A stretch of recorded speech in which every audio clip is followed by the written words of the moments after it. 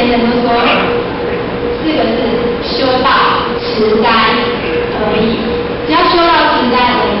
后来上尾班呢，院长大人就到场，然后问前人说：“你知不知道你的病是什么好的？”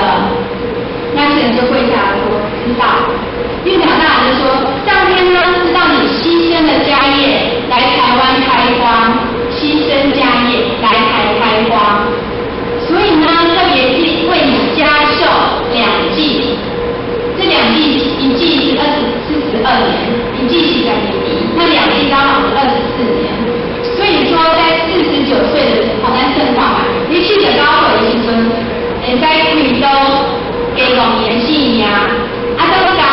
再加上上天为他加授的名的姓名，所以他在81年的时候无疾而终。那医生也